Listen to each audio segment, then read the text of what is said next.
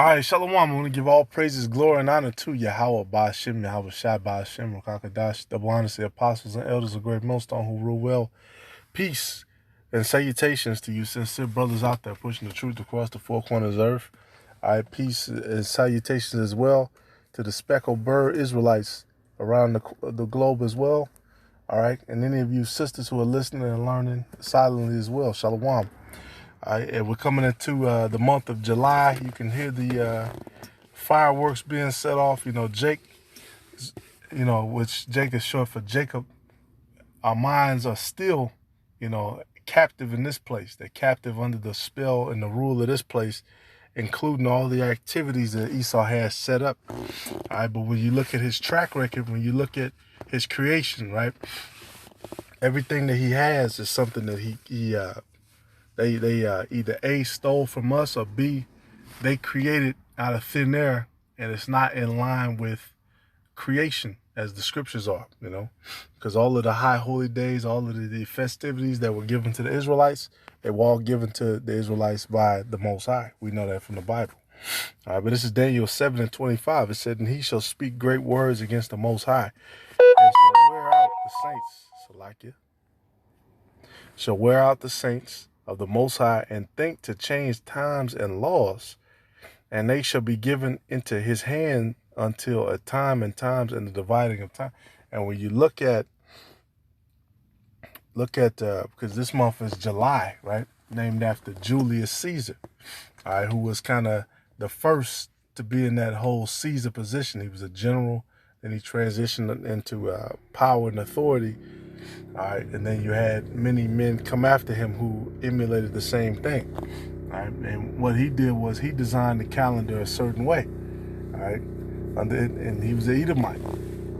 Of course, going back in Rome, you had Romulus, who was said to be the first king of Rome. Who was said to use divination and that sort of thing, basically witchcraft in a nutshell, to create the calendar, to create certain concepts. Right? We know this is the same divination that all these other nations use. They draw power from the left-hand side, but we get it straight from the Creator. And Salakia.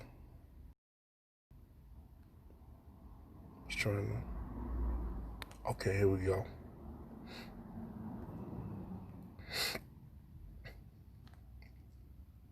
And that's one thing that this man is known for, taking everything and changing it. And he changed something not that men created, but he changed something that the Most High. And like I said, he shall wear out the saints of the Most High. And that's what's going on, man. These holidays, which holiday means holy day, it's nothing holy about it. These things are given to us, and it's pretty much wearing us out, man, because what's going to happen on 4th of July, niggas is going to shoot up guns in the air, okay? It's going to be all kind of increase, more than likely, in protesting, and, Jake is going to come out and have a little red, white, and blue 4th of July outfit on and shit, It's going to get real stupid, all right, because Jake doesn't have discipline, and again, under that spell. It says what? But the judgment shall sit, and they shall take away his dominion to consume and to destroy it unto the end. Right, and in the end, we know that the saints win. We know that the Israelites win. All right. But I just wanted to bring this out, just some basic facts on what you're celebrating. All right, because our people, they when it comes to the Most High, scriptures say what? You worship, not what. When it comes to this other shit too, but it's the same thing. They don't know what they're worshiping. July. 7th month of the Gregorian calendar is named after Julius Caesar in 44 BCE. Right, his original name was Quintilis, Latin for the 5th month, indicating his position in the early Roman calendar. All right, and what's interesting about this month, right now we're in the 5th month. Based off of the new moon, we actually are in the 5th month. All right, so Esau tried to do what we did, because our months are based off on the moon. I believe the month in Hebrew is Awa, but some months, of course, are not written in the scriptures, so, it's kind of a speculation. But, Esau basically tried to emulate, like I said, and in his calendar doesn't work. He has leap years, he has extra days. Okay, it's not based on the moon like our calendar. So at the end of the year, you have partial days and all this other extra stuff. Whereas we go off of the things that the Most High set up in heaven as the scriptures read. Because it tells you, and it actually tells you in many of these Bible resources, the month is based on the moon. The word month means moon. All right, but this is going off Julius Caesar. Yeah, 2nd Ezra 12 and 14. Matter of fact, 13, it said, "Behold, the days will come that there shall rise a kingdom upon earth, and it shall be feared above all the kingdoms that were before it." And that's talking about the Roman Empire, which was predicted by Ezra. "And the same shall 12 kings reign one after another." And before those kings, because the first king in that, I believe, is it's Augustus Caesar. Okay, in that set of the 12 Caesars. But before that is Julius Caesar, and that name Caesar we know means emperor, all right? Because that was Esau's rulership. That was one of his first shots at world domination. I put it like that.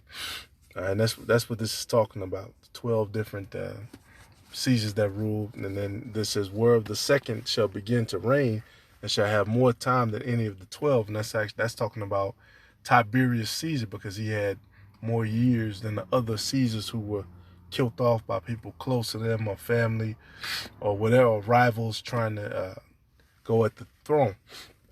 And such is the way of Esau, man. That's how they do when it comes to power.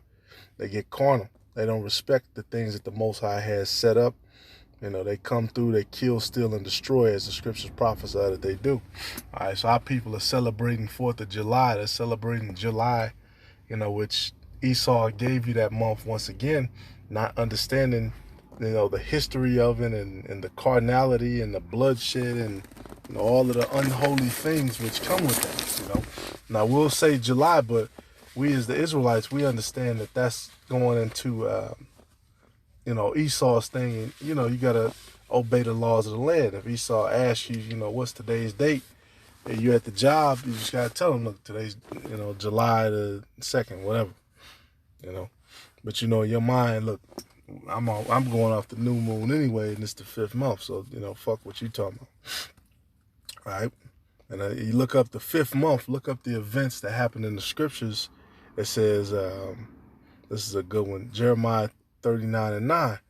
"Then Nebuzaradan, the captive of the guard, carried away captive into Babylon the remnant of the people that remained in the city, and those that fell away, that fell to him with the rest of the people that remain."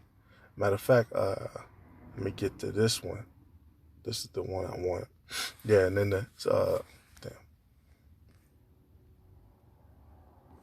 this is the one I wanted. It's like it. 2 Kings 25:8.